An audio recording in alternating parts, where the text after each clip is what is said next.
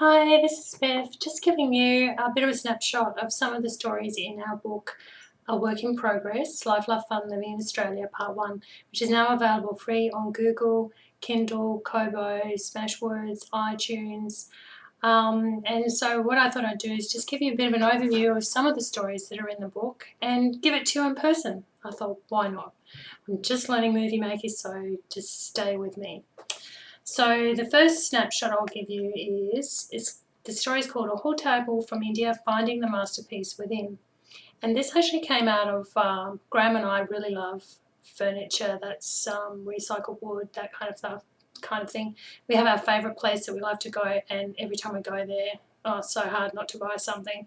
So anyway, we went in there and we found some furniture, which is, they call it bar high furniture, and it's made out of wood, which is recycled wood, but it comes from boats from India. And what they do is they cut them up and then they make them into furniture, and we love it. We just love it. We've got also some other furniture, which is oak, French style St. Louis chairs, which is also made from oak with a Paris theme on it, which we love the Paris theme. So we're a bit, every time we go in there, it's like, how irresistible is that? So I'll start reading this first story to you. So it's called A Hall Table from India, Finding the Masterpiece Within. We recently bought a hall table, and I'm not in the habit of staring at furniture, but this truly to me is a piece of art. Okay, I know it sounds a bit extreme, but let me explain. It has a history. I can clearly see it etched in the timber and revealed in the countless lines and colours in the wood grain. I was looking for a new table for when I'm going out, and everything I might need to take has to be in easy reach before I get to my car and go. I also needed a shelf where I could put my grab-and-go shoes on. Don't we all need that? Which was off the floor, so spiders and bugs wouldn't climb inside when I wasn't looking, because that has actually happened to me. So I would find a bug when I put my foot into the shoe, which would be scary. I needed a drop my bag spot just off the floor. I'm just reading from my other screen here. Just off the floor, because I don't want to put my hand inside a bag and have a cockroach run up my arm making me scream, which yes, it actually did happen. And I'm embarrassed to say, yes, I did scream my head off. It was horrible. Yeah, so going on, buying the table was actually a story, with me sitting there looking at it. I went home and talked to Graham about it, and then I thought, oh, we just bought a heap of furniture recently and I didn't really want to spend it. It was in my budget, but I just talked about it a little bit, and he, keen as ever, said, oh, let's go and have a look at it. So that's what we did. We went down and had a look at it, and he saw it and loved it like I did. And we both, like I said, we both like recycled timber. Graham has a background as a farmer working with wood over many years, climbing trees up to 30 metres high. So it might sound trivial, but when I look at the table, I can read the life history in it. It's made of recycled timber from a boat from India, like I said, and all the paint colours on the wood have been partially sanded off, revealing tans, chocolates of hardwood aged over many years of use. So when Graham saw it, like me, he saw the life journey, a story. So we bought it and we took it home. And once we got it home, we started cleaning it up, opening the drawers and cleaning inside, and the drawers stuck. Not tight enough that they didn't open, but enough so it was hard to put my things inside and then try and get them back out again. I just couldn't get them out, it would stick. So we're trying to work out how to make this work. So we did some on-the-spot engineering, adjustments were needed. We tried to find where it kept sticking and pulling the drawer. We pulled the drawers off and we're looking inside, and we've got files and we're filing bits here and there and everywhere. And it was just uneven, like even the top slope of it, it kind of slopes down a little bit like that into the corner. Which I know sounds strange. Why would you buy a table that's not dead flat even? But it's just gorgeous. To us, it just appeals. So we did some on-spot engineering adjustments. We tried to find where it kept sticking and filed off bits and pieces to try and see what was uneven on the two drawers. We filed and chipped away for quite a while before we discovered it was pretty much uneven on every surface around and on the drawers.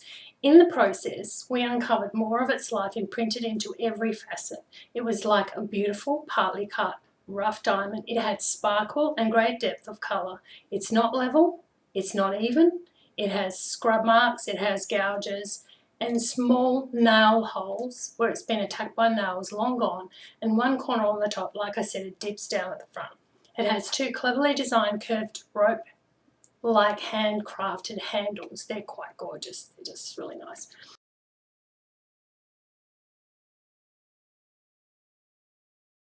And so why am I raving on about a table? I guess because in the process of this up and close and personal encounter, digging around in the cupboard, I started to see some similarities in the history of it with my own. It has layers of emerald green with blues underneath, and layers of turquoise and pale custard, yellow, pale custard yellow, partly revealed, and I thought about how it related to the depth of character of the people that I meet along the way in my life. I imagine people working on painting the boat to keep out the weather over the years. I love the turquoise colour, it's just gorgeous, of the ocean mixed with the blues of the sky.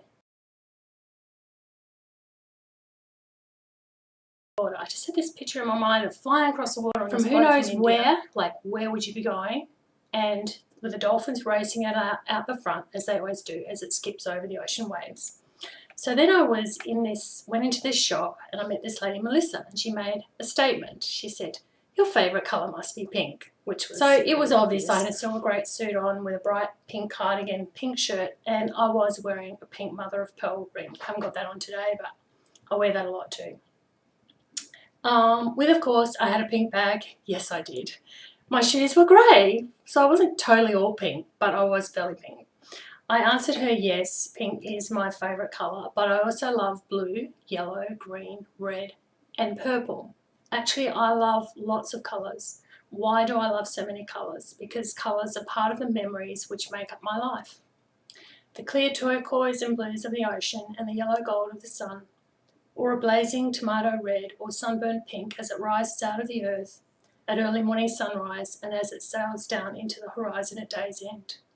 The emerald and lime green of trees, when you're walking through trees, they're just magnificent, aren't they? As they sway to an unseen but obvious wind, and lemon yellow in fluffy daisies, and brilliant purples of English lavender. Don't you love lavender? And it's best bloom in our garden. It does smell somewhat, but it does look wonderful.